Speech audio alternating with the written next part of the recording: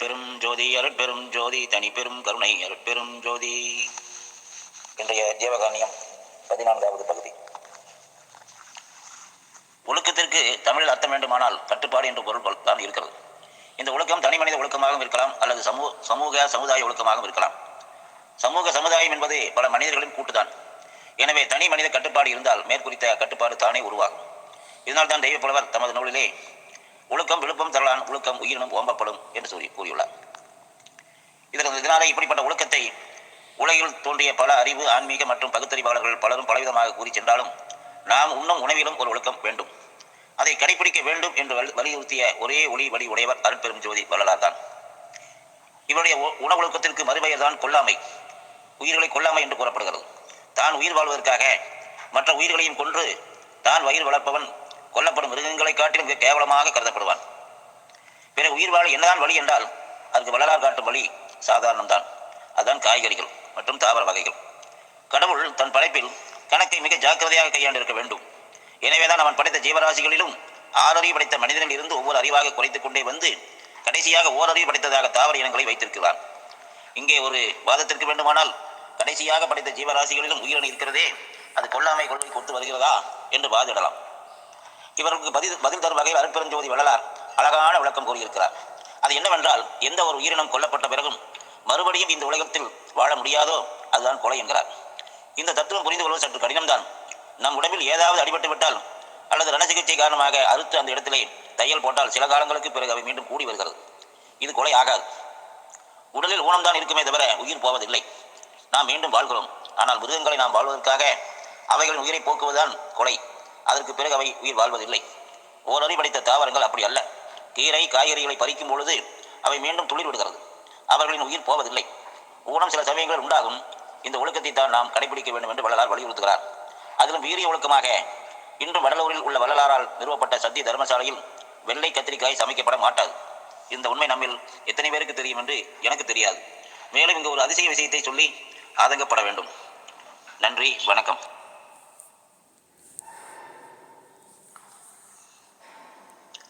அற்றார் அழிவை செய்திருத்தல் அகுதொருவன் பெற்றான் பொருள் வைப்புலி.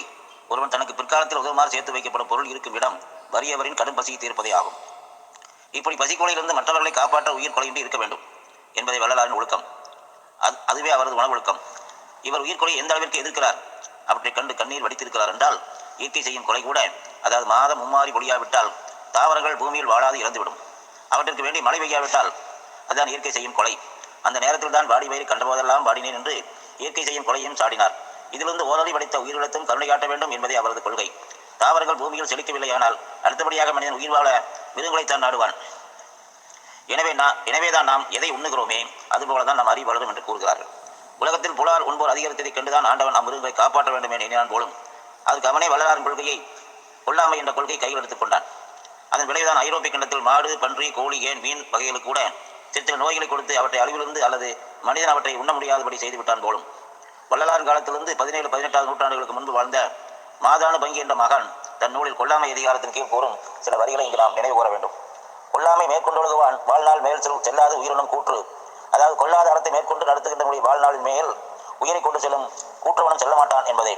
மேலும் தன் உயிர் உடம்பிலிருந்து நீங்கி போவதாக நேர்ந்தாலும் அதை தடுப்பதற்காகத்தான் வேறார் உயிரை நீக்கும் செயலை செய்யக்கூடாது என்பதை மிக அழகாக தன்னுயிர் நீப்பினும் செய்யற்க தான் பிரிது இன்னுயிர் நீக்கும் வினை என்று தன்னுடைய நூலிலே 327வது வரிகளாக ஆக்கியுள்ளார். இதைத்தான் நாம் வள்ளல் பெருமானும் இன்றும் எளிய முறையில் புலால் உண்ணலாகாது என்றும் அப்படி உண்ணுபவர் உறவினத்தார் என்றும் அதை வைத்த மனிதர்களை 2 வகையாக பிரித்து காட்டுகிறார். புலால் மருத்துவர் அகவினத்தார், அதாவது நம்மவர் என்றும் அவர்கள் மட்டுமே சத்திய ஞான சபையில் மற்ற சித்தி வளாகத்தில் நுழைய அருகதை உடையவர் என்ற கொள்கை கொண்டவர். இவர் கண்டித்த அளவிற்கு வேறு யாரும் கண்டித்தவர் இல்லை. வட இந்தியாவில் தோன்றி இன்று உலகில் பரவியிருக்கும் புத்த மதத்தை தோற்றுவித்த புத்த பெருமானுக்கு பிறகு புலால் உண்ணுவதையும் மிருகங்களை கொள்ளுவதையும் விதித்தவர் நம் வள்ளல் பெருமான் தான். இவ்விருவரும் இடையில் தோன்றிய நான்முகனார் என்பவர் தன் புலால் மருத்துவ என்ற தலைப்பில் திணற் பொருட்டால் கொள்ளாது உலகனில் யாரும் விலை பொருட்டால் ஊர் தருவார் இல். புலால் தின்னம் பொருட்டு உலகத்தார் உயிர்களை கொள்ளாதிருப்பார், ஆனால் விலையின் பொருட்டு ஊன் பெறுப்பவர் இல்லாமல் போவர் என்பதே இதன் விளக்கம். மேலும் அதே அதிகாரத்தில் 260வது வரிகளில் கொல்லான் புலால் மறுத்தானை கைகூப்பி எல்லா உயிரும் தொழும் என்கிறார். இதன் வாயிலாக இவர் நமக்கு கூறுவது, ஒரு உயிரையும் கொல்லாமல் புலால் உண்ணாமல் வாழ்கின்றவனை உலகத்தில் உள்ள எல்லா உயிர்களும் கைகூப்பி வணங்கும் என்பதே. நாம் வள்ளல் பெருமானும் இதையே தான் வலியுறுத்தி சொல்கிறார். அதனால் தான் இவ்வுலகத்தில் எல்லா உயிர்களும் அவரை கைகூப்பி வணங்குகின்றது. நன்றி, வணக்கம்.